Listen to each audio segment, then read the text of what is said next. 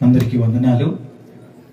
దేవాది దేవుడు, మహాగణుడు, మన రక్షకుడు ప్రభు అయిన యేసుక్రీస్తు ఘనమైన నామములో అందరికీ శుభములు తెలియజేస్తూ, అలాగే 2024 సంవత్సరం నవంబర్ మాసం 29వ తారీఖున ఈ ప్రాంతంలో సెమీ క్రిస్మస్ కలిగి ఉండటానికి దేవుడు కృప చూపించాడు. మీ ప్రాంతానికి క్రిస్మస్ సంబరాలు తొందరగా వచ్చినాయి అని నేను నమ్ముతూ ఉన్నాను. నా మట్టుకు నేను ఈ సంవత్సరం క్రిస్మస్ సందేశం ఇక్కడి నుంచే ప్రారంభమవుతూ ఉంది. అందును బట్టి నేను ప్రభువుని ఎంతగానో స్తుతిస్తున్నాను. ఈ సభలలో ఈ చివరి రాత్రి దేవుని వాక్యాన్ని మీతో పంచుకోవటానికి ప్రేమతో నన్ను ఆహ్వానించిన స్థానిక సంఘ కాపరి దైవజనులు రాయప్ప గారికి, వారి కుటుంబానికి, అలాగే స్థానిక సంఘాల వ్యవస్థాపకురాలు గ్రేస్ ఆంటీ గారికి, అలాగే సంగీత దర్శకులు, గాన గాంధర్వులు ప్రభుభూషణ్ అన్న పాటలంటే నాకు కూడా చాలా ఇష్టం. చాలా చక్కని స్వరాన్ని దేవుడు వారికి అనుగ్రహించి అనేక పాటలతో అనేకులను మేల్కొల్పడానికి దేవుడు వారిని వాడుకుంటున్న విధానాన్ని బట్టి నేను ప్రభుని స్తుతిస్తున్నాను. గతించిన కొద్ది దినాల క్రితం, ఒక 2 వారాల క్రితం నేను విశాఖపట్నంలో మీటింగ్స్లో ఉన్నాను. అక్కడ ఒక ఆయన ప్రత్యేకంగా పాటలు పాడటానికి వచ్చి ఆయన పాడిన మొదటి పాట ఎలా పాడను అని ఎత్తాడు. అలా ఎత్తడంతో నాకు ప్రభుభూషణ్ గుర్తొచ్చారు. మీ పాటలు అనేక స్థలాల్లో చాలామంది పాడుకుంటూ ఉన్నారు. దాన్ని బట్టి నేను ఎంతగానో ప్రభుని స్తుతిస్తున్నాను. అలాగే ఈ ప్రాంతాలలో మరి దేవుని సేవలో మన సహవాసాల్లో ముందుకు సాగుతున్న సీనియర్ దైవజనులు శౌరి గారికి, అలాగే సుధాకర్ గారికి, ఆయా స్థలాల నుంచి వచ్చిన ప్రతి ఒక్కరికి కూడా ప్రభువైన యేసుక్రీస్తు నామంలో నా హృదయపూర్వక వందనాలు తెలియజేస్తూ ఉన్నాను. దేవుని వాక్యాన్ని మనం చదువుకుందాం. లూకాసు వార్త 2వ అధ్యాయం 8వ వచనం నుండి 14వ వచనం వరకు ఉన్న వాక్య భాగాన్ని నేను చదువుతూ ఉన్నాను. లూకాసు వార్త 2వ అధ్యాయం 8 నుంచి 14 వరకు.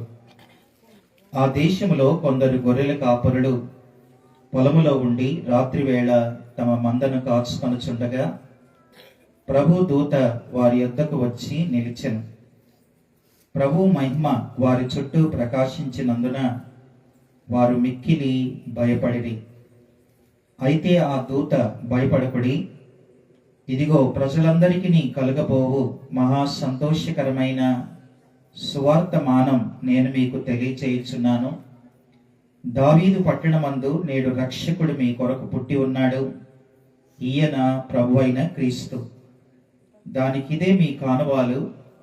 ఒక శిశువు పొత్తిగుడ్డలతో చుట్టబడి ఒక తొట్టెలో పండుకొని ఉండుట మీరు చూచెదరని వారితో చెప్పెను. వెంటనే పరలోక సైన్య సమూహం ఆ దూతతో కూడా ఉండి, సర్వోన్నతమైన స్థలములలో దేవునికి మహిమ, ఆయనకిష్టులైన మనుషులకు భూమి మీద సమాధానము కలుగునుగాక అని దేవుని స్తోత్రము చేయుచుండెను. దేవుడు తన పరిశుద్ధ వాక్యమును దీవించునుగాక. ప్రార్థన చేద్దాం. పరిశుద్ధుడా, ప్రేమగల తండ్రి, దయాళుడా, నమ్మదగిన దేవా, మీకు స్తోత్రం నాయనా. ఈ రాత్రి చక్కని పాటలతో, సంగీతంతో మిమ్మలను స్తుతించి ఆరాధించుటకు చూపిన కృప కొరకై స్తుతిస్తున్నాం. ఈ సమయంలో ప్రభువా, వాక్యం మీది మాట్లాడే దేవుడవు నీవు. వినబుద్ధిని, గ్రహించు మనస్సును దయచేయండి. వాక్యమై ఉన్న దేవా, మాతో మాట్లాడండి. ముందున్న సమయం మాకు దీవెనకరంగా చేయమని పరిశుద్ధాత్ముడా నన్ను మీకు అప్పగించుకొని, తండ్రి, ఈ రాత్రి ఈ గ్రామం, అలాగే వింటున్న ప్రజలు అందరూ మీ మాటల చేత దీవించబడటానికి కృపనిమ్మని యేసుక్రీస్తు ఘనమైన నామములో ప్రార్థించి అడిగి వేడుకొనుచున్నాము తండ్రి. ఆమేన్, ఆమేన్. క్రిస్మస్ అనగా క్రీస్తు ప్రజలు అని అర్థం.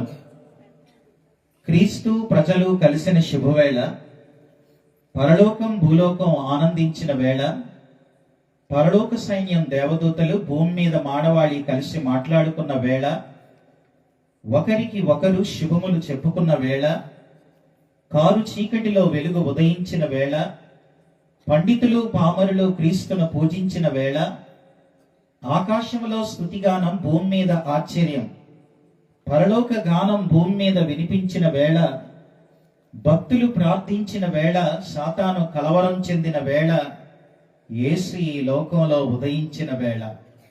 అందరికీ మరొకసారి క్రిస్మస్ శుభాకాంక్షలు తెలియజేస్తున్నాను. Happy Christmas. క్రిస్మస్ అనే ఈ పదం 2 పదాలతో కూడుకున్న పదం. క్రిస్మస్ అనేది మనం చాలాసార్లు క్రిస్మస్ అంటాం, కానీ వాస్తవంగా దీన్ని పలకవలసిన విధానం Christ plus mass, Christ mass అనాలి. క్రైస్ట్ అంటే అది గ్రీక్ పదం, మాస్ అంటే అది లాటిన్ పదం. క్రైస్ట్ అంటే అభిషిక్తుడు, దేవుడు. మాస్ అంటే పూజ లేదా ఆరాధన అని అర్థం. దేవుణ్ణి పూజించే గొప్ప పండుగ, దేవుణ్ణి ఆరాధించే పండుగ క్రిస్మస్ పండుగ. దీన్ని క్రైస్ట్ మాస్ అని అనాలి. కానీ చాలా మంది క్రైస్ట్ మాస్ అని అనకుండా క్రిస్మస్ అన్నారు. ఆ తర్వాత ఇలాంటి పల్లెటూళ్ళల్లో కిస్మిస్ అనేవాళ్ళు కూడా ఉన్నారు. ఇది కిస్మిస్ పండగ అని అనేవాళ్ళు, కిస్మిస్ పండగ వచ్చేసింది అనేవాళ్ళు కూడా ఉన్నారు. వాళ్ళు తెలుసో తెలియకో కిస్సు మిస్ కనుక, అంటే క్రైస్ట్ మిస్ అయిపోయాడు. చాలా పండుగల్లో క్రైస్టే మిస్ చేసుకుంటున్నారు. కానీ క్రిస్మస్ అంటే క్రీస్తును మిస్ చేసుకునే పండుగ కాదు. ఆయన్ని హత్తుకొని, ఆయన ఔన్నత్యాన్ని ఎరిగి, ఆయన గొప్పతనాన్ని తెలుసుకొని ఆయన్ని ఆరాధించే ప్రపంచ పండుగ క్రిస్మస్ పండుగ. Christmas is the historical event in the world. ప్రపంచ చరిత్రలో ఈ క్రిస్మస్ పండుగ అనేది ప్రపంచమంతా జరుపుకునే ఏకైక పండుగ ఒక్కటే, అది క్రిస్మస్ పండుగ అని చెప్పడానికి నా మట్టుకు నేను ఎంతగానో సంతోషిస్తున్నాను. యేసుక్రీస్తు జన్మదినం ప్రపంచానికే పర్వదినం. ఆయన జన్మ ప్రపంచానికి పర్వదినంగా మారింది. ఈ క్రిస్మస్ పండుగ అనేది, లోకంలో ఎన్నో పండుగలు ఉన్నాయి. ఒక్కొక్క ప్రాంతానికి ఒక్కొక్క పండుగలు ఉంటాయి. ఒక్కొక్క రాష్ట్రానికి రాష్ట్ర పండుగలు ఉంటాయి. దేశానికి దేశ పండుగలు ఉంటాయి. కానీ ప్రపంచమంతా జరుపుకునే ఒకే ఒక్క ఏకైక పండుగ ఇది క్రిస్మస్ పండుగ అని చెప్పడానికి నేనెంతగానో సంతోషిస్తూ ఉన్నాను. అంటే యేసుక్రీస్తు ప్రపంచమంతా ఈ పండుగను జరుపుకుంటుంది అని అంటే, యేసుక్రీస్తు ప్రపంచానికి దేవుడు. ఆయన ప్రపంచానికే దేవుడు. ప్రపంచాన్ని రక్షించడానికి ఈ లోకానికి వచ్చాడు. వినండి, ప్రపంచంలో 600 కోట్ల మంది జనాభా ఉన్నారు. 600 కోట్ల మంది జనాభాలో దేవుడు ఉన్నాడు అని నమ్మేవాళ్ళు 590 కోట్ల మంది ఉన్నారు. అందులో దాదాపుగా 300 కోట్ల మంది యేసు ప్రభువుని నమ్మిన వారే అని చెప్పడానికి నేనెంతో సంతోషిస్తున్నాను. అంటే ప్రపంచంలో ఉన్న అన్ని మతాలు, కులాల్లో ఎక్కువ మంది క్రైస్తవులే. ప్రపంచంలో ఎక్కువ మంది దేవుణ్ణి నమ్మిన వాళ్ళు క్రైస్తవులే అని చెప్పడానికి నేనెంతగానో సంతోషిస్తూ ఉన్నాను. ఈరోజు ఎవరైనా సరే మన పుట్టుకను చెప్పాలి అని అంటే, యేసుక్రీస్తు యొక్క ప్రస్తావన లేకుండా ఎవరు కూడా మన పుట్టుకను చెప్పడానికి వీల్లేదు. ఈ రోజున నేను ఏ సంవత్సరంలో పుట్టానో అని అంటే, నేనేదో ఒక సంవత్సరం చెబుతాను. అది ఎవరితో ప్రారంభమైంది అని అంటే, యేసుక్రీస్తుతోని ప్రపంచ చరిత్ర 2 భాగాలయ్యింది యేసుక్రీస్తు పుట్టుక ద్వారానే అని చెప్పడానికి నేను సంతోషిస్తూ ఉన్నాను. ఆయన ఈ లోకానికి రాకముందు ఉన్న చరిత్రను క్రీస్తుకు పూర్వమని, ఆయన ఈ లోకానికి వచ్చిన తర్వాత ఉన్న చరిత్రను క్రీస్తు శకమని, ఆయన చరిత్ర 2 భాగాలకు ఆయనే మూలకారకుడు. అయితే వినండి, ప్రపంచంలో ఎందరో పుట్టారు. అయితే జన్మ పాపం లేకుండా పుట్టినవాడు ప్రభు అయిన యేసుక్రీస్తు ఒక్కడే. ఆయన జన్మ పాపము లేనివాడు, ఆయన పాపం చెయ్యనివాడు, ఆయన పాపం ఎరుగనివాడు. మళ్ళీ చెప్తాను ఈ మాట. పాపము లేనివాడు, పాపం చెయ్యనివాడు, పాపం ఎరుగనివాడు ఒక్కడే. ఆయనే ఈ రాత్రి నేను ప్రకటించే మన ప్రభు అయిన యేసుక్రీస్తు. ఈ లోకంలో ఎంతో మంది పుట్టారు, ఆ తర్వాత చనిపోయారు. పుట్టారు, చనిపోయారు. కానీ చనిపోవడం కోసమే పుట్టిన వాడు ఎవరైనా ఉన్నారా అని అంటే ఒక్క యేసు ప్రభువే. నేను ప్రాణము పెట్ట వచ్చి తిని అని అన్నవాడు ఆయన ఒక్కడే. ఆయన ఎక్కడ ఈ లోకంలో, ప్రపంచంలో ఆయన ఎక్కడ ఈ లోకానికి వచ్చారు అని అంటే, మనం వరల్డ్ మ్యాప్ను చూస్తే ప్రపంచానికి మధ్య భాగం అది పాలస్తీనా, ఇజ్రాయేల్ దేశం. అక్కడ ఆయన 2024 సంవత్సరాల క్రితం సాక్షాత్తు దేవుడే మానవుడిగా ఈ భూమి మీదకి దిగి వచ్చాడు. అంటే ఆయన ప్రపంచ నడిబొడ్డు మధ్య భాగంలో ఆయన ఉదయించాడు. అంటే ఆయన ప్రపంచానికి ఆశీర్వాదకరం అని చెప్పడానికి నా మట్టుకు నేను ఎంతగానో సంతోషిస్తున్నాను. ఈ లోకంలో పుట్టిన వాళ్ళు ఎంతో మంది పుట్టి ఆ తర్వాత వాళ్ళు దేవుళ్ళుగా పిలిపించుకున్నారు. కానీ ఈయన సాక్షాత్తు దేవుడై ఉండి మనుష్య కుమారుణ్ణి అని చెప్పుకోవడానికి చాలా వెనకాడని వాడు. ఆయన దైవం మానవుడిగా ఎందుకయ్యాడు అనంటే, మనుష్య కుమారులైన మనల్ని దైవ కుమారులుగా చేయడానికి దేవుడు ఈ భూమి మీద మనుష్యావతారం ఆయన ధరించి ఈ భూమి మీదకి ఆయన వచ్చాడని ఈ రాత్రి నేను మీకు తెలియజేస్తున్నాను. అయితే వినండి, మనం పుట్టక ముందు మనం ఎక్కడ పుడతామో ఎవరికీ తెలియదు. మనం ఈ లోకంలో జన్మించక ముందు మనల్ని కనే తల్లిదండ్రులు ఎవరో మనకి తెలియదు. మనం పుట్టక ముందే మన పుట్టుక వెనక ఉన్న ఉద్దేశం ఏంటో అది మనకి తెలియదు. కానీ యేసు ప్రభు ఈ భూమి మీదకి రాకముందే 750 సంవత్సరాలకు ముందే ఆయన ఎక్కడ పుడతాడో, ఎవరి ద్వారా ఆయన ఈ లోకానికి వస్తారో, ఆయన జన్మ వెనక కారణాలున్న ఆ ఉద్దేశాలన్నీ కూడా పరిశుద్ధ బైబిల్ గ్రంథంలో ఎంతో స్పష్టంగా రాయబడ్డాయి అని చెప్పడానికి నేను ఎంతగానో సంతోషిస్తూ ఉన్నాను. అయితే వినండి, యేసు ప్రభు 2024 సంవత్సరాల క్రితం ఆయన శరీరధారిగా దేవుడు మనిషిగా ఈ భూమి మీదకి ఎందుకు వచ్చారు అనంటే, ఈ రాత్రి నేను 7 ప్రధానమైన కారణాలు ఉన్నాయి. ఆ కారణాలను చెప్పి నేను ముగిస్తాను. ఆయన ఎందుకు ఈ లోకానికి వచ్చారు అనంటే 7 ప్రధానమైన కారణాలు ఉన్నాయి. వాటిని ఒక్కొక్కటిగా నేను మీకు తెలియచేసి ఆ 7 విషయాలు చెప్పి నేను ముగిస్తాను. రండి, మొదటి విషయం, అసలు దేవుడు మనిషిగా ఈ భూమి మీదకి ఎందుకు వచ్చారు అనంటే, రండి, యోహాను సువార్త 1వ అధ్యాయం నేను 18వ వచనాన్ని నేను చదువుతూ ఉన్నాను. యోహాను సువార్త 1వ అధ్యాయం 18వ వచనంలో అక్కడ ఇలా ఉంది: ఎవడునో ఎప్పుడైననో దేవుని చూడలేదు, తండ్రి రొమ్ముననున్న అద్వితీయ కుమారుడే ఆయనను బయలుపరచెను అని ఉంది. ఎవడునో ఎప్పుడైననో దేవుని చూడలేదు. యోహాను సువార్త 1:18లో ఈ భూమి మీద ఎవరైనా నేను దేవుణ్ణి చూశాను అని అంటే అది అబద్ధమే. ఎందుకనంటే ఎవరు ఎప్పుడు దేవుణ్ణి చూడలేరు. దేవుణ్ణి చూడలేదు. ఎందుకు దేవుణ్ణి చూడలేరు అనంటే దానికి కారణం యోహాను సువార్త 4వ అధ్యాయం 24వ వచనంలో ఇక్కడ ఇలా ఉంది. యోహాను సువార్త 4వ అధ్యాయం 24లో దేవుడు ఆత్మ గనుక అని ఉంది. దేవుడు ఆత్మ, స్పిరిట్. God is spirit. దేవుడు ఆత్మ. ఆత్మల్ని ఎవరైనా చూస్తారా అని అంటే ఎవరు చూడలేరు. అందుకని దేవుణ్ణి ఎవడు ఎప్పుడు చూడలేదు. కనుక ఎందుకు చూడలేదు అని అంటే దేవుడు ఆత్మస్వరూపుడు, ఆయన ఆత్మ కనుక ఆయన్ని చూడలేము. అయితే మనుషులకి ఒక రూపం కావాలి, మనుషులకి ఒక వ్యక్తిగా ఆయన కనబడాలి.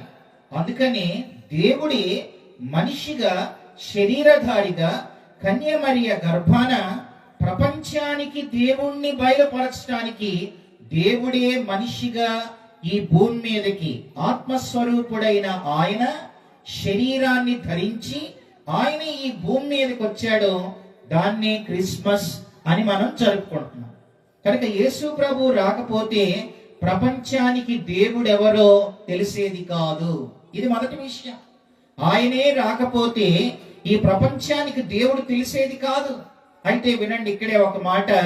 మరి భూమి మీద ఎంతో మంది దేవుళ్ళు అనబడే వాళ్ళు ఉన్నారు కదా, మరి ఈయన ఎందుకు దేవుడు అని అంటే, ఈ భూమి మీద ఎవరినైనా దేవుడు అని అనాలంటే కనీసం ఆయనకి 6 లక్షణాలు ఉండాలి.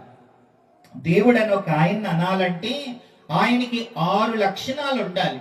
ఈ 6 లక్షణాలు ఉంటేనే ఆయన దేవుడు. ఏంటి 6 అంటే చెబుతాను, వినండి జాగ్రత్తగా. మొదటి లక్షణం, ఒక ఆయన్ని దేవుడు అనాలంటే ఆయన సృష్టికర్త అయి ఉండాలి. ఇది మొదటి విషయం. సృష్టికర్త అనంటే పైన ఆకాశం, కింద భూమి, మనం పీల్చుకునే గాలి, త్రాగే నీరు, వంటకు ఉపయోగించే అగ్ని, ఈ 5 కలిపి ఆకాశం, భూమి, గాలి, నీరు, అగ్ని, ఈ 5 పంచభూతాలు అని అంటారు.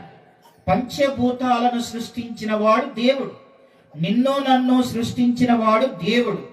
ఈ సృష్టినంతా చేసిన వాడు దేవుడు.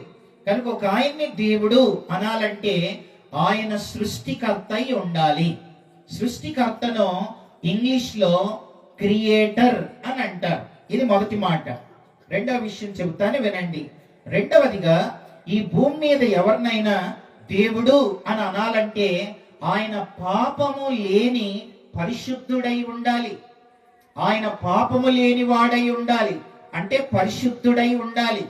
అంటే ఆయన జన్మలో ఏ పాపం ఉండకూడదు, ఆయన బ్రతుకులో ఏ పాపం ఉండకూడదు, ఆయన చూపులో గాని, మాటలో గాని, ఆలోచనలో గాని, క్రియల్లో గాని ఏ పాపము లేనివాడు, జన్మ కర్మ పాపము లేని పరిశుద్ధుడై ఉండాలి. జన్మ కర్మ పాపాలు ఉండకూడదు ఆయనకి. అందుకే యేసు ప్రభు జన్మ పాపం లేనివాడు, పురుషుని ప్రమేయంతో వచ్చిన వాడు కాదు ఆయన. అలాగే రెండవదిగా, ఆయన కర్మ పాపం లేనివాడు. కర్మ అనంటే మనంతటి మనం చేసుకున్నది. ఆయన నోటితో ఎన్నడూ అబద్ధం ఆడలేదు, ఆయన కంటితో చెడును ఎన్నడూ చూడలేదు, ఆయన జీవిత కాలంలో ఎక్కడా కూడా ఏ పాపము లేనివాడు. అందుకే ఆయనే అన్నాడు, నాలో పాపం ఉన్నదని మీలో ఎవరు స్థాపించగలరు అని అన్నాడు. నాలో పాపం చేంజ్ అయింది మళ్ళీ మార్చిలో. నాలో పాపం ఉన్నదని మీలో ఎవరు స్థాపించగలరు అని అన్నాడు. కనుక రెండవదిగా, ఒక ఆయన్ని దేవుడు అనాలంటే ఆయన పరిశుద్ధుడై ఉండాలి. ఇది రెండవ విషయం. ఇంగ్లీష్ లో హెచ్. మొదటిది క్రియేటర్, రెండవది హోలీ. హోలీ అనగా పరిశుద్ధుడై ఉండాలి. మూడవ విషయాన్ని జ్ఞాపకం చేస్తాను. మూడవదిగా, ఈ భూమి మీద ఎవరినైనా దేవుడు అని అనాలంటే ఆయన పాపము నుంచి విమోచించేవాడై ఉండాలి, విమోచకుడై ఉండాలి. ఇంగ్లీష్ లో రిడీమర్ అని అంటారు. రిడీమ్ అంటే విమోచకుడు, పాపం నుంచి విమోచించేవాడై ఉండాలి. వినండి, ఇక్కడే ఒక మాట చెప్తాను. ఆ మాట ఏంటనంటే, ప్రపంచంలో 7 వింతలు ఉన్నాయి. 7 వండర్స్ ఇన్ ద వరల్డ్. ప్రపంచంలో ఎన్ని వండర్స్ ఉన్నాయనంటే 7 వండర్స్ ఉన్నాయి. మీరు ఎవరైనా గూగుల్లోకి వెళ్ళి ప్రపంచంలో ఎన్ని వింతలు ఉన్నాయి 7 వండర్స్ అని కొట్టండి, గూగుల్లో 7 వస్తాయి. ఆ 7లో ఒకటి మన ప్రభు అయిన యేసు క్రీస్తు. ఎప్పుడైనా ఆలోచించారా? 7 వండర్స్ లో ఒక వండర్ యేసు క్రీస్తు అని ఎప్పుడైనా గుర్తించారా? ఆలోచించండి. మీరు గూగుల్లోకి వెళ్ళి కొట్టండి, 7 వండర్స్ లో ఒకటి జీసస్ క్రైస్ట్ అని ఉంటది. మనం ఆలోచించాం. అంటే ప్రపంచం గుర్తించింది యేసు ప్రభు ఒక వండర్ అని. ఎందుకు వండర్ అని అంటే ఆయన పుట్టుక వండర్, ఆయన జీవన శైలి వండర్, ఆయన మరణం ఒక వండర్, ఆయన పునరుద్ధానం ఒక వండర్, ఆయన జీవితమే ఆశ్చర్యం, ఆయన ఆశ్చర్యకరుడు. ఆ ప్రపంచ వింతల ఏడిట్లో ఒకటి అది బ్రెజిల్ దేశంలో ఉంది. ఇలా 2 చేతులు, జీసస్ క్రైస్ట్ స్టాట్యూ 2 చేతులు చాపబడి ఒక ఎత్తైన ఒక స్టాట్యూ బ్రెజిల్లో ఉంది. అది ప్రపంచ వింతల్లోనే ఒకటి.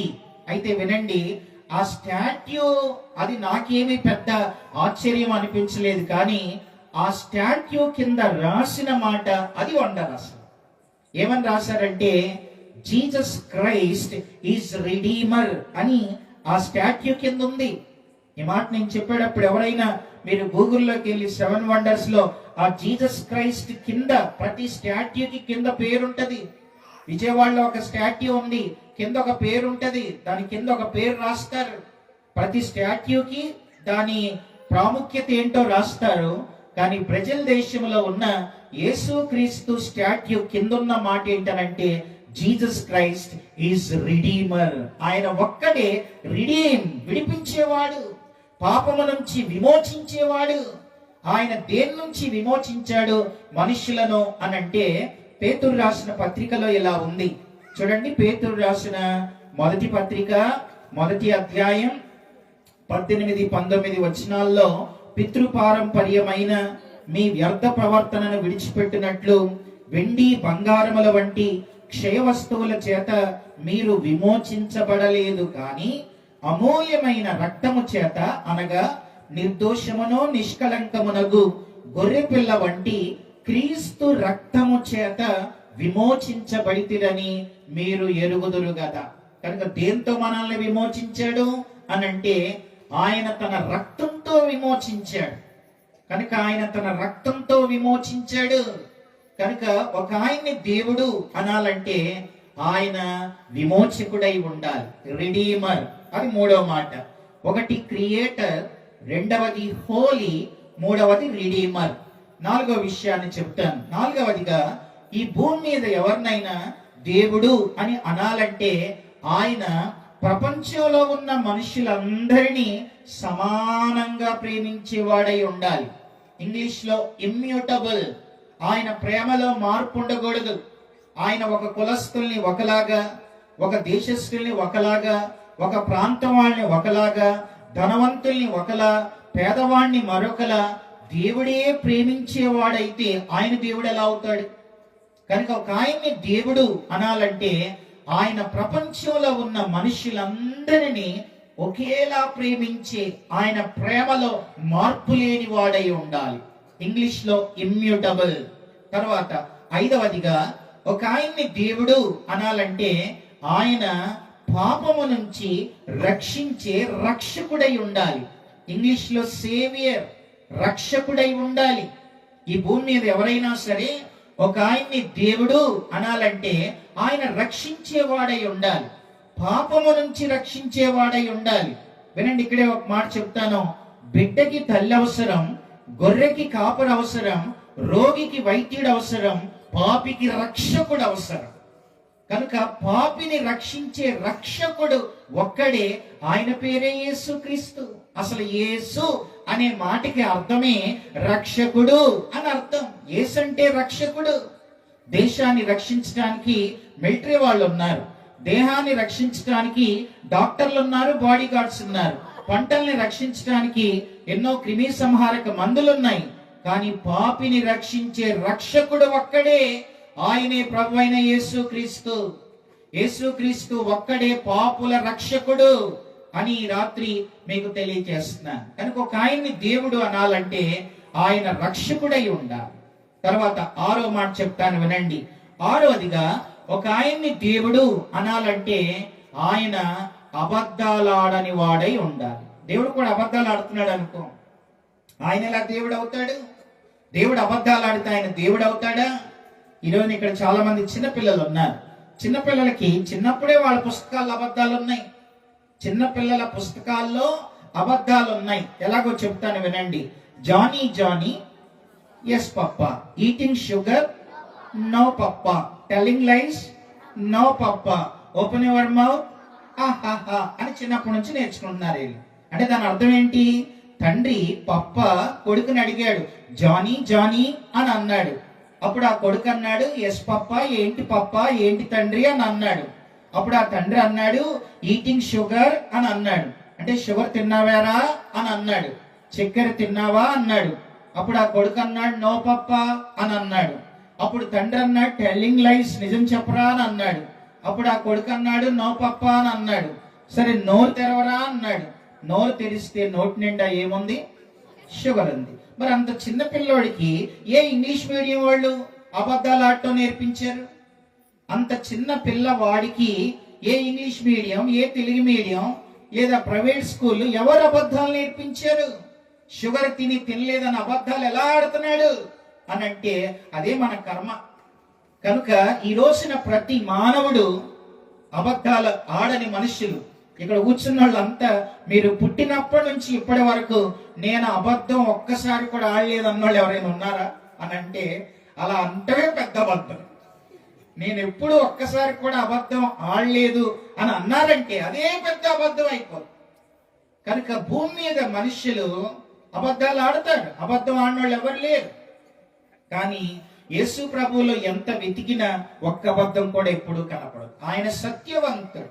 ఒక ఆయన్ని దేవుడు అనాలంటే ఆయన సత్యవంతుడై ఉండాలి. సత్యం, ట్రూత్ఫుల్. కనుక ఈ 6 లక్షణాలు ఉండాలి. ఒక ఆయన్ని దేవుడు అనాలంటే వినండి, ఇటు చూడండి. ఒక ఆయన్ని దేవుడు అనాలంటే ఆయన సృష్టికర్త అయి ఉండాలి. రెండవది పరిశుద్ధుడై ఉండాలి. మూడవది విమోచకుడై ఉండాలి. నాలుగవదిగా అందరినీ సమానంతో ప్రేమించేవాడై ఉండాలి.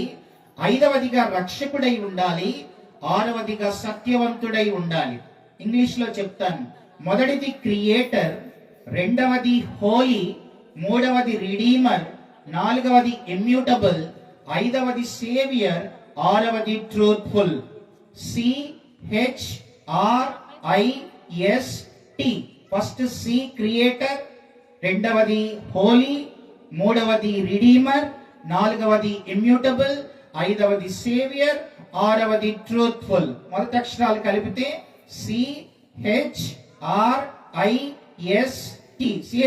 CHRIST ఏమైంది? Christ plus mass is equal to Christmas. Happy Christmas. CHRIST Christ plus mass is equal to Christmas. Christ అంటే దేవుడు.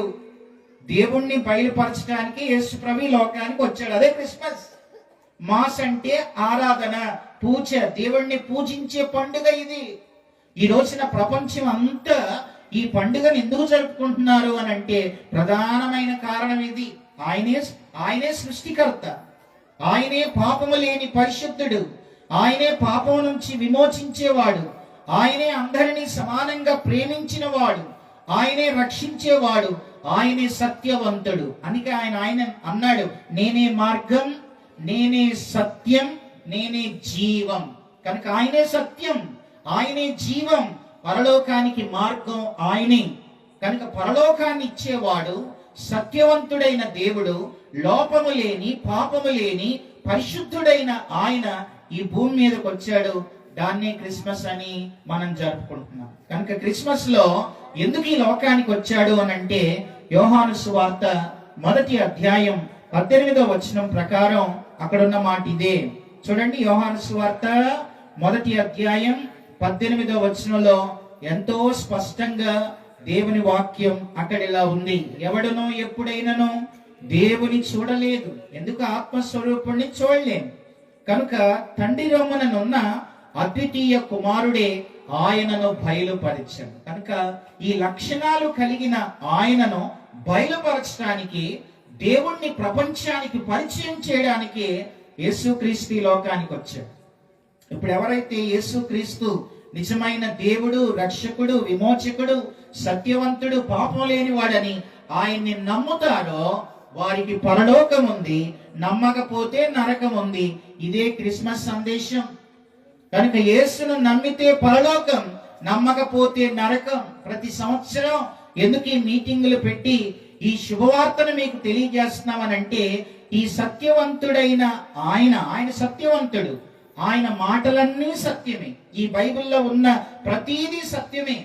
బైబిల్లో ఒక ఆయన ఉన్నాడు, ఆయన పేరు పేతురు. నువ్వు అబద్ధం ఆడతావని అన్నాడంటే ఆడాల్సిందే ఆయన. కనుక పేతురు అబద్ధం ఆడతావు అన్నాడంటే ఆడాడు. నువ్వు ఆడిన తర్వాతే కోడి కోస్తుంది అన్నాడు, ఈనాడేకే కోడి కోసింది. కనుక బైబిల్లో సున్నైనా పొల్లైనా తప్పిపోరు. నమ్మితే పరలోకం అంటే నమ్మిన వాళ్ళకి పరలోకమే, నమ్మకపోతే నరకం అన్నాడంటే నరకమే. ఎవని పేరు జీవ గ్రంథంలో ఉంటుందో వారు, జీవ గ్రంథంలో ఉన్నవాళ్ళు వాళ్ళు పరలోకంలో ఉంటారంటే పరలోకంలో ఉంటారు. జీవ గ్రంథంలో పేరు లేకపోతే వారు అగ్నిగుండంలో పడవేయబడతారంటే పడవేయబడతారు. కనుక అగ్ని గుండం నుంచి తప్పించబడి నిత్య జీవాన్ని పొందాలంటే సత్యవంతుడైన యేసును నమ్మాలి. అదే క్రిస్మస్ సందేశం. కాబట్టి ఆయన ఎందుకు ఈ లోకానికి వచ్చారు అనంటే మొదటి కారణం దేవుణ్ణి లోకానికి బయలుపరచడానికి. అదృశ్య దేవుడు ఇప్పుడు కనబడే దేవుడయ్యాడు. అంతకు ముందు ఆయన అదృశ్యుడు, ఆత్మస్వరూపుడు. కనుక ఆత్మస్వరూపుడైన ఆయన తన లక్షణాలను ప్రపంచానికి బయలుపరచడానికి ఆయన ఈ లోకానికి వచ్చాడు. ఇది మొదటి విషయం. రెండవ విషయాన్ని చెప్తాను రండి. మొదటి చెప్పాను, రెండవ కారణం ఎందుకు ఆయన ఈ లోకానికి వచ్చారు అనంటే చూడండి, మత్తయి సువార్త 1వ అధ్యాయం 21వ వచనంలో రెండవ కారణాన్ని మనం చూస్తాం. మత్తయి సువార్త 1వ అధ్యాయం 21వ వచనాన్ని నేను చదువుతూ ఉన్నాను. చదవండి. అక్కడ ఇలా ఉంది, మత్తయి 1:21. ఆమె ఒక కుమారుని కనును, తన ప్రజలను వారి పాపముల నుంచి ఆయనే రక్షించును కనుక ఆయనకు యేసు అను పేరు పెట్టుదు అని. యేసు అనే మాటకి అర్థం కిందే రాసింది, రక్షకుడు అని అర్థం. తన ప్రజల్ని వారి పాపాల నుంచి విడిపించడానికి యేసు ప్రభు ఈ లోకానికి వచ్చాడు. ఒకటి దేవుణ్ణి బయలుపరచడానికి, రెండవది పాపముల నుంచి విడిపించడానికి. ఈ రోజున పాపాల నుంచి నిన్నెవరు విడిపిస్తారు? ఈ భూమి మీద ప్రతి మానవుడు జన్మతః పాపి, కర్మతః పాపి. జన్మ కర్మ మనుషులంతా పాపులే. మనందరం పాపులమే. పాపం లేని మనుషులు భూమి మీద ఎవ్వరూ లేరు, అందరం పాపులమే. మరి పాపం వల్ల ఏమొచ్చిందనంటే పాపం వలన వచ్చు జీతం మరణం, మరణం తర్వాత నరకం.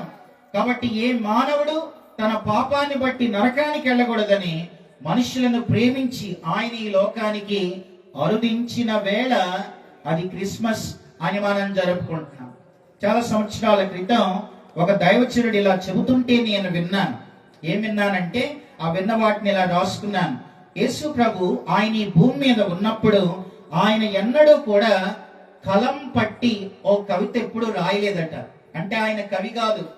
అలాగే యేసు ప్రభు ఈ భూమి మీద ఉన్నప్పుడు మైక్ పట్టుకొని ఎన్నడూ ఒక పాటైనా పాడలేదట. అంటే ఆయన ఒక పాటగాడు కాదు.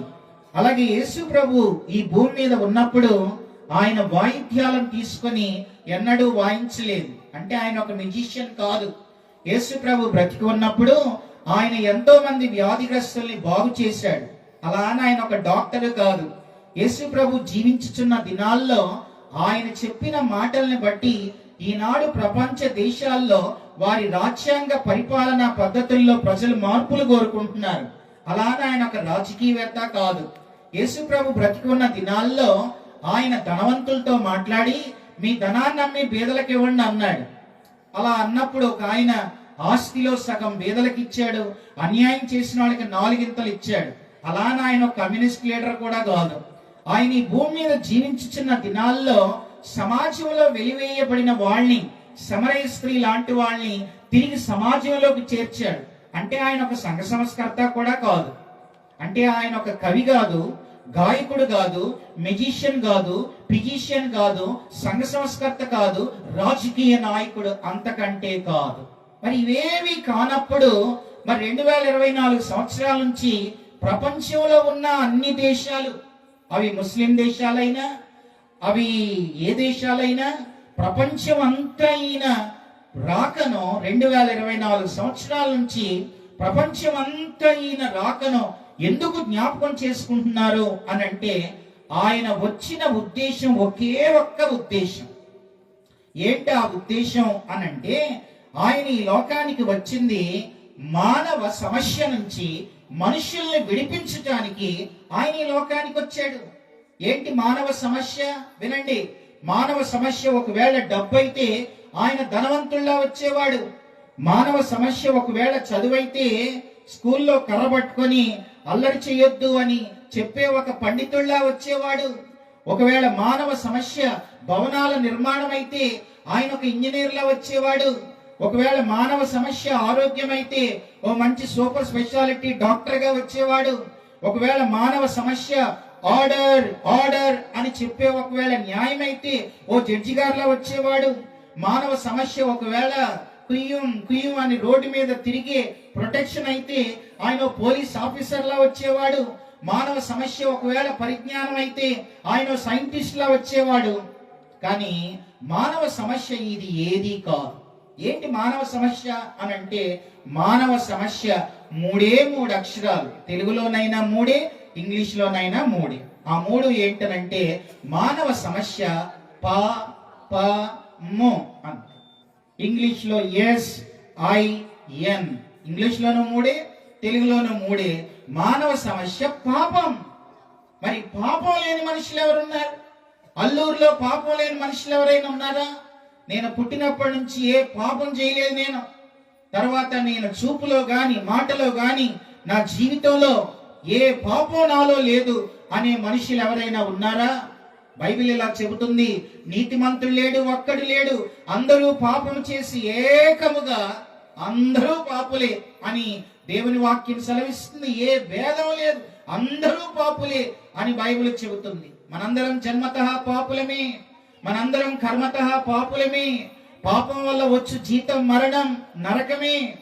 కాబట్టి యేసు ప్రభు 2024 సంవత్సరాల క్రితం ఆయన ఎందుకు వచ్చాడంటే తన ప్రజల్ని, ఎందుకనంటే నిన్ను నన్ను చేసింది ఆయనే, సృష్టికర్త ఆయనే, మనందరం ఆయన పిల్లలం.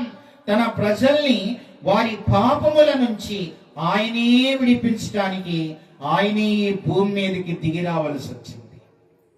ఇది రెండో కారణం. ఒకటి, దేవుణ్ణి బయలుపరచడానికి ఆయన ఈ లోకానికి వచ్చాడు.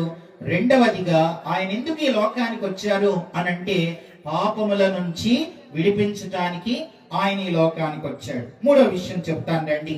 మూడవదిగా ఆయన ఎందుకు ఈ లోకానికి వచ్చారు అనంటే మూడవ కారణం చూడండి. బైబిల్లో యోహాను రాసిన మొదటి పత్రిక 3వ అధ్యాయం నేను 8వ వచనాన్ని చదువుతున్నాను.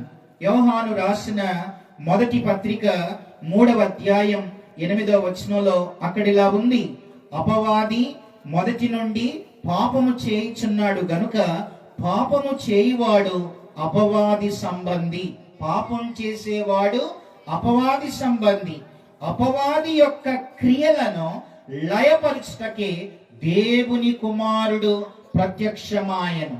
అంటే వచ్చాను. ఎందుకు వచ్చాడు అని అంటే అపవాది క్రియల్ని లయపరచడానికి. అపవాది క్రియలు ఏంటి? ఈ రోజున పుట్టడం తోటి ఎవరైనా నేను పెద్ద అయిన తర్వాత ఓ పెద్ద తాగుబోతుని కావాలని ఎవరైనా అనుకుంటారా? నేను పెద్ద తిరుగుబోతుని కావాలని ఎవరైనా అనుకోని తిరుగుబోతులు అవుతారా? త్రాగుబోతుని కావాలని తాగుబోతులు అవుతారా? నేను చెడ్డవాడిని కావాలని చెడ్డవాళ్ళు అవుతారా అని అంటే కావాలని ఎవరు? నా వైపు చూడండి, ఒక మాట చెప్తాను.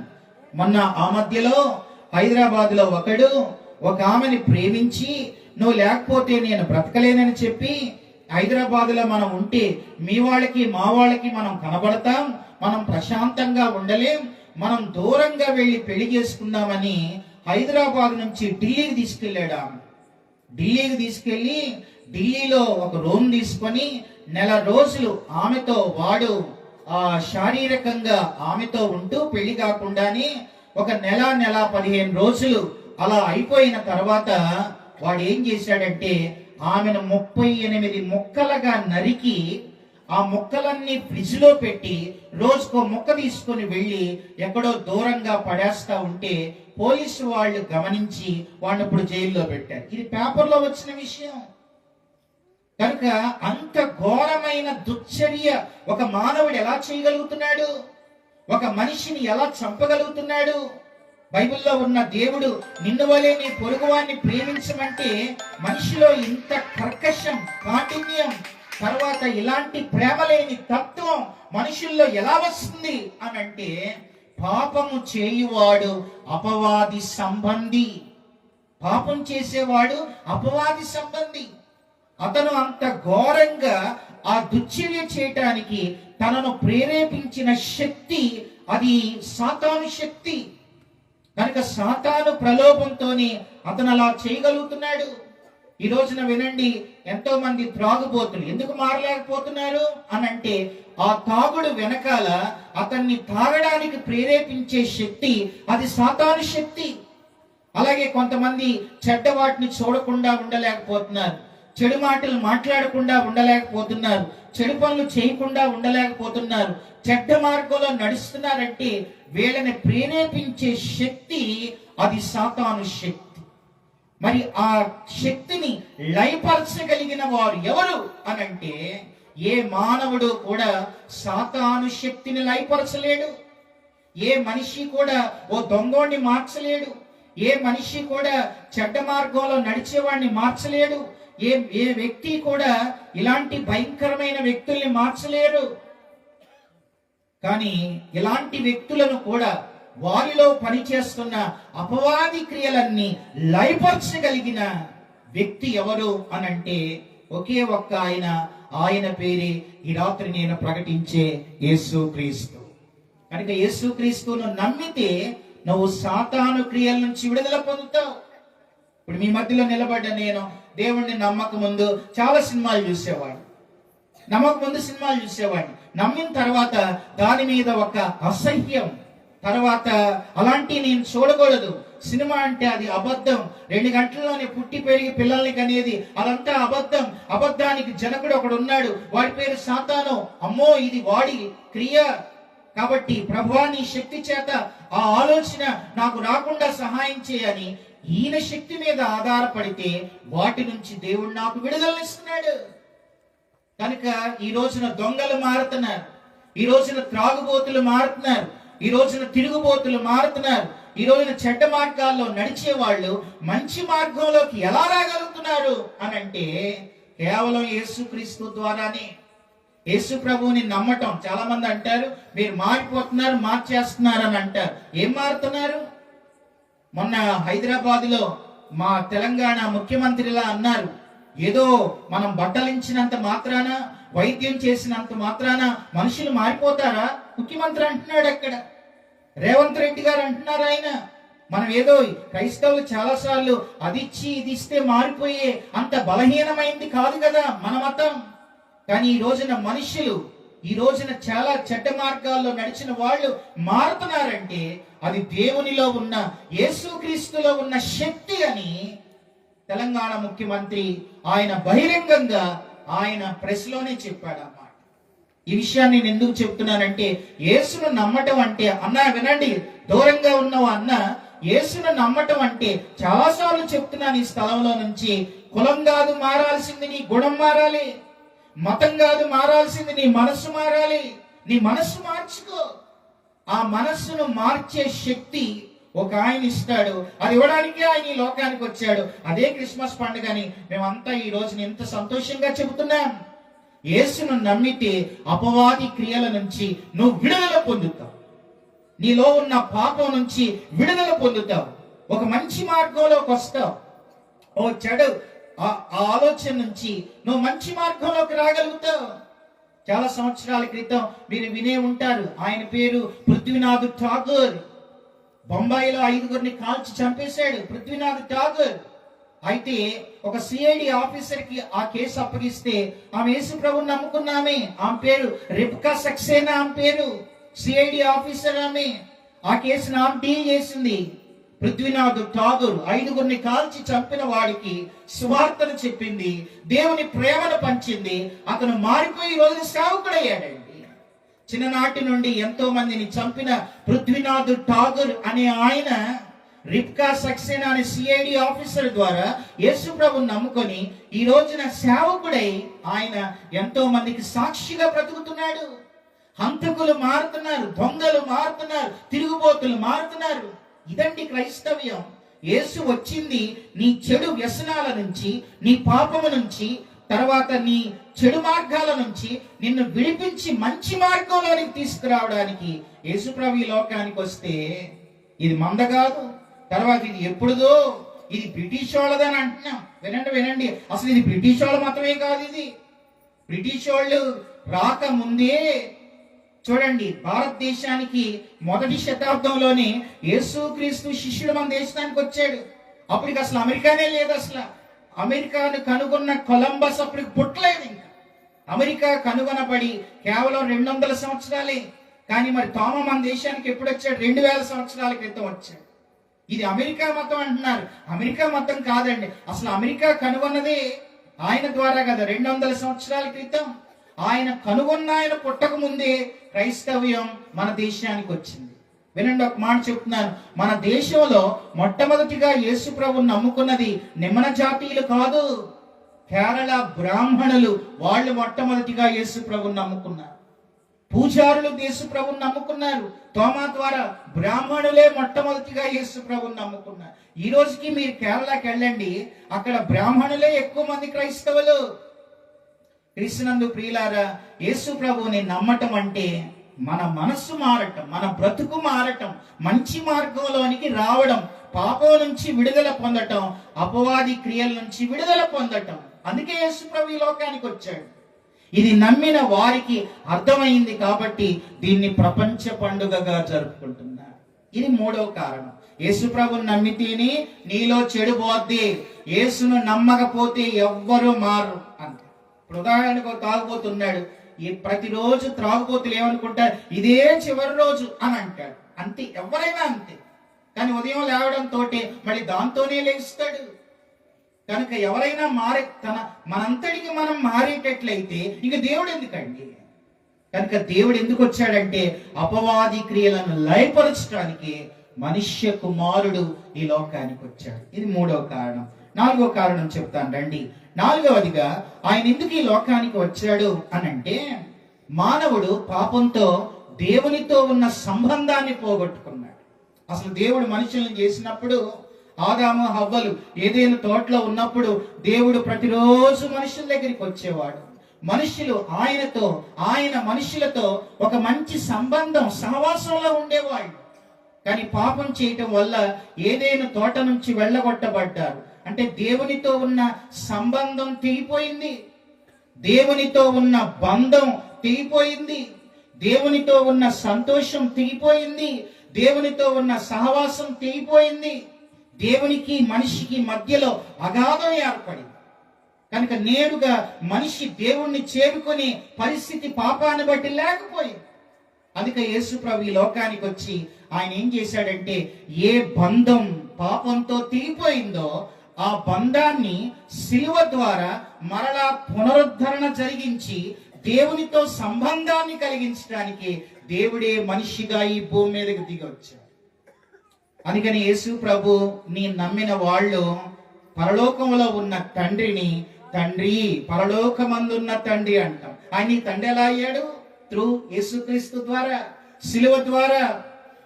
కనుక 5వది, పోయిన బంధాన్ని తిరిగి ఇవ్వడానికి ఆయన ఈ లోకానికి వచ్చాడు. ఇది 4వ కారణం.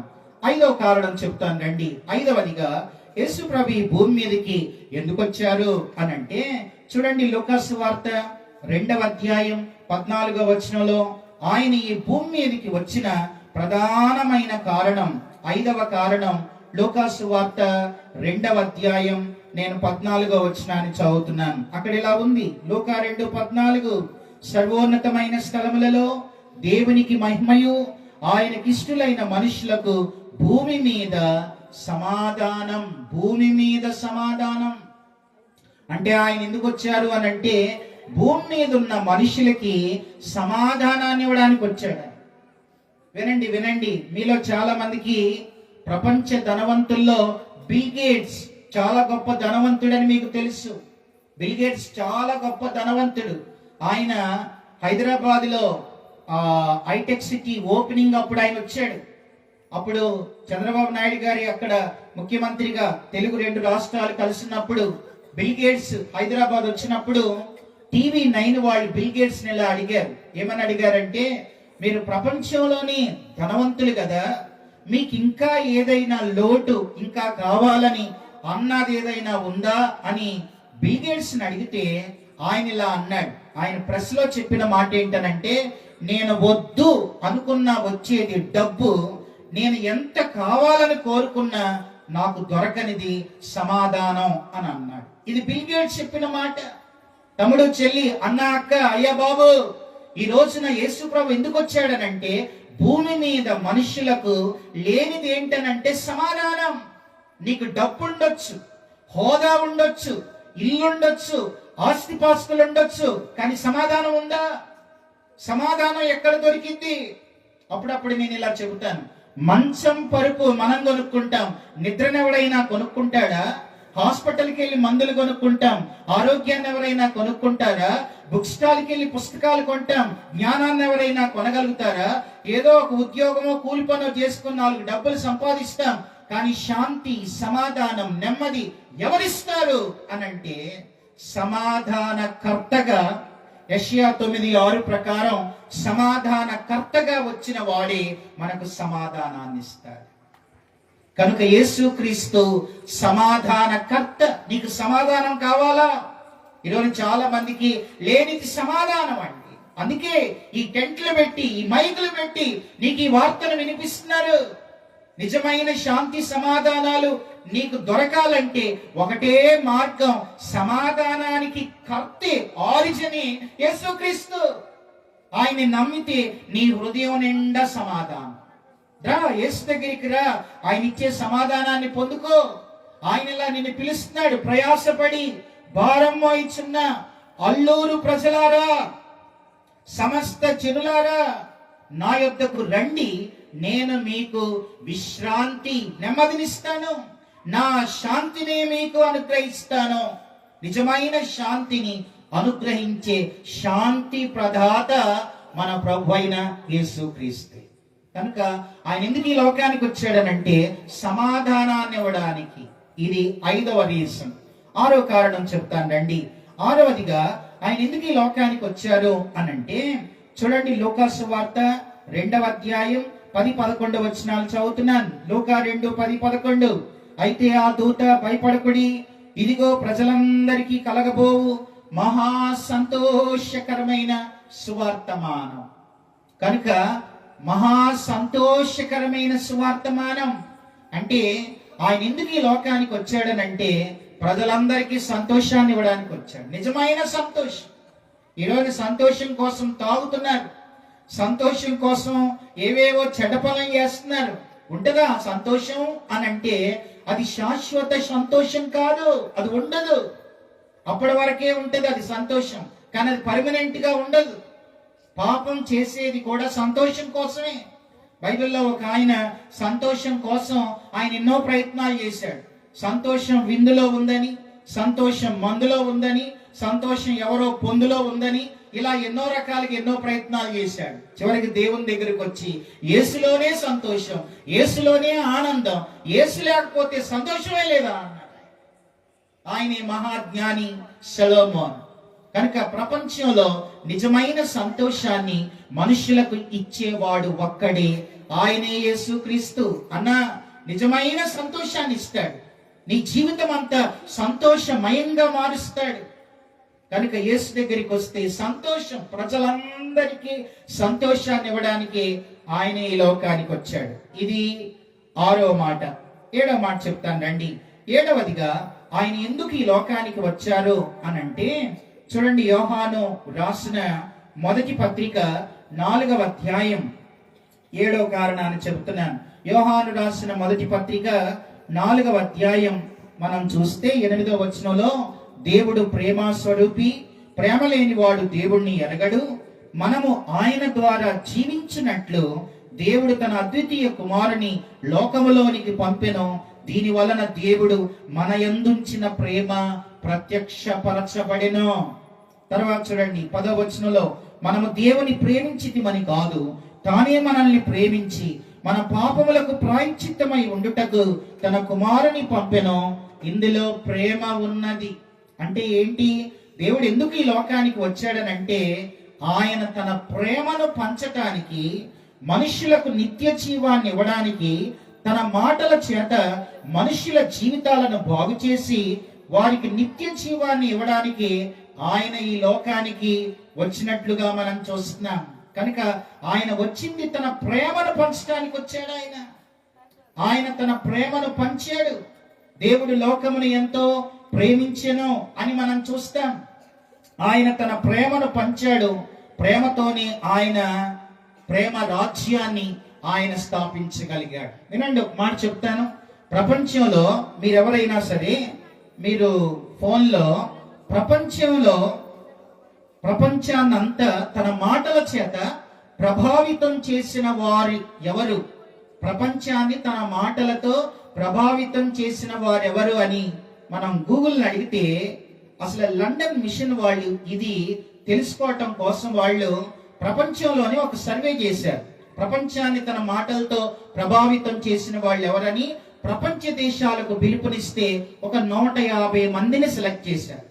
ఆ 150 మందిలో ఒక 50 మందిని తొలగించి అందులో మరల వారి మాటలతో అత్యంత ప్రభావితం చేసిన వాళ్ళు 100 మందిని సెలెక్ట్ చేశారు. తర్వాత 100 మందిలో తమ మాటల చేత ప్రపంచాన్ని అత్యంత ప్రభావితం చేసిన వారు ఎవరని 50 మందిని వారు సెలెక్ట్ చేశారు.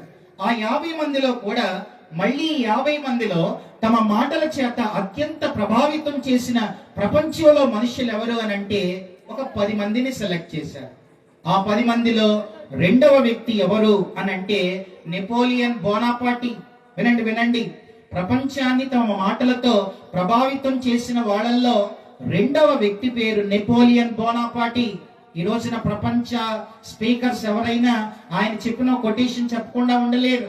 నెపోలియన్ బోనాపార్టీ రెండో వ్యక్తి. మూడో వ్యక్తి ఎవరంటే షేక్స్పియర్. తన నవలల చేత తన మాటల చేత ప్రభావితం చేశాడు. తర్వాత 4వదిగా మహమ్మద్, ఆయన కూడా తన మాటలతో ప్రపంచాన్ని ప్రభావితం చేశాడు. 5వదిగా అబ్రహాం లింకన్, అమెరికా ప్రెసిడెంట్, తన మాటల చేత ప్రపంచాన్ని ప్రభావితం చేశాడు. 6వదిగా జార్జ్ వాషింగ్టన్, అమెరికా మొట్టమొదటి అధ్యక్షుడు ఆయన కూడా తన మాటలతో ప్రపంచాన్ని ప్రభావితం చేశాడు. తర్వాత 7వదిగా హిట్లర్ వచ్చాడు. హిట్లర్ ఎలా అంటే ఆయన కూడా ఎంతో మంది యవనస్తుల్ని తన మాటల చేత ప్రపంచంలో ప్రభావితం చేశాడు. 8వదిగా ప్రపంచాన్ని అతి చిన్న వయసులో జయించిన ద గ్రేట్ అలెగ్జాండర్, ఇలా చెప్పుకుంటూ వెళ్ళారు. అయితే వినండి, ప్రపంచాన్ని తన మాటల చేత అత్యంత ప్రభావితం చేసిన మొట్టమొదటి వ్యక్తి ఎవరు అని అంటే మన ప్రభు అయిన యేసుక్రీస్తు. యేసుక్రీస్తు తన మాటలతో ప్రపంచాన్ని ప్రభావితం చేశాడు. ఎలా చేశాడో చెప్తాను వినండి. ఆయన జీవించిన కాలంలో ఎన్నడూ గుర్రం ఎక్కలేదు, గాడిద ఎక్కాడు. గుర్రం అని అంటే అది యుద్ధాలకు సాదృశ్యం, రక్తపాతానికి సాదృశ్యం. యేసు ప్రభు ఎన్నడూ రక్తపాతం చేయలేదు. ఆయన ఎవరిని చంపలేదు. చంపేవాడు దేవుడు కాదు. చంపేవాడు దేవుడు ఎలా అవుతాడు? ఆయన బ్రతికించాడు. చచ్చిపోయిన వాళ్ళు కూడా బ్రతికించాడు. బ్రతికించడానికి ఆయన ఈ లోకానికి వచ్చాడు.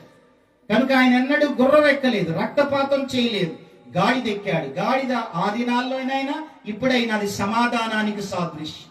యేసు ప్రభు సమాధానకర్త, ప్రపంచానికి సమాధానాన్ని పంచాడు. రెండవదిగా ఆయన జీవించింది కేవలం 33.5 సంవత్సరాలు అయితే ఆయన బోధ కేవలం 3.5 సంవత్సరాలే. మరి 30 సంవత్సరాలు జీవితాన్ని చూపించాడు ఆయన. అది ఆయన జీవిత ప్రభావం. 3.5 సంవత్సరాల బోధ, 30 సంవత్సరాల బ్రతుకు ఆయనలో చూశాడు. అంటే తన చెప్పిన దానికంటే తన బ్రతుకును ఎక్కువగా చూపించాడు ఆయన. ఇది రెండవది. మూడవది ఏంటనంటే ప్రపంచాన్ని అత్యంత ప్రభావితం చేయడానికి మూడవ కారణం, ఆయన ఈ భూమి మీద ఉన్నప్పుడల్లా ఉన్న దినాలన్నీ ఏం చెప్పారు అని అంటే ఆయన ఇలా చెప్పాడు. ఒకటి, నీ పూర్ణ హృదయంతో, నీ పూర్ణ ఆత్మతో, నీ పూర్ణ వివేకంతో నీ దేవుడైన యెహోవాను ప్రేమించను అన్నాడు. దేవుణ్ణి ప్రేమించన్నాడు. రెండవదిగా ఆయన నిన్ను వలె నీ పొరుగు వారిని ప్రేమించు అని అన్నాడు. కనుక తన మాటల చేత అత్యంత ప్రభావితం చేసి అనేక మంది జీవితాలను మార్చగలిగిన వాడు మన ప్రభు అయిన యేసుక్రీస్తు. కనుక యేసుక్రీస్తు ఒక్కడే దేవుణ్ణి బయలుపరచడానికి వచ్చాడు. యేసుక్రీస్తు పాపాల నుంచి విడిపించడానికి వచ్చాడు. యేసుక్రీస్తు సమాధానాన్ని ఇవ్వడానికి వచ్చాడు. యేసుక్రీస్తు సంతోషాన్ని ఇవ్వడానికి వచ్చాడు. యేసుక్రీస్తు నిత్య జీవాన్ని ఇవ్వడానికి, ప్రేమను పంచడానికి, ఆయన ప్రేమను పెంచడానికి ఆయన ఈ లోకానికి వచ్చాడు. అయితే వినండి, చదివిన భాగంలో 3 ప్రాముఖ్యమైన విషయాలు ఉన్నాయి. ఒకటి, దూత సందేశం ఉంది. రెండవది, దూతల సంగీతం ఉంది. మూడవది, గొల్లల సంతోషం ఉంది. ఇదే క్రిస్మస్ సందేశం. దూత సందేశం, దూతల సంగీతం. క్రిస్మస్ లో సంగీతం లేకపోతే క్రిస్మస్ లేదు. క్రిస్మస్ లో సందేశం లేకపోతే క్రిస్మస్ లేదు. క్రిస్మస్ లో సంతోషం లేకపోతే క్రిస్మస్ లేదు. సందేశం, సంగీతం, సంతోషం, ఇదే క్రిస్మస్ సందేశం. కాబట్టి దేవుడు మనందరినీ పాపం నుంచి విడిపించి రక్షించటానికి ఆయన ఈ లోకానికి వచ్చాడు. నమ్మితే పరలోకం, నమ్మకపోతే నరకం. దానికి ఎవరు వెళ్ళకూడదని ఈ సందేశం సంతోషంతో, సంగీతాలతో దేవుడు మీకు వినిపిస్తూ ఉండగా, యేసును నమ్మండి, నిత్య జీవం పొందండి, మారండి, మార్పు చెందండి, పరలోకంలో మీ పేరు లిఖించుకోండి. యేసు ప్రభు మిమ్మల్ని అందరినీ ప్రేమిస్తున్నాడు. Happy Christmas, happy happy Christmas. గట్టిగా చెప్దాం, happy Christmas. Okay, thank you. అందరికీ వందనాలు. Praise the Lord. ప్రార్థన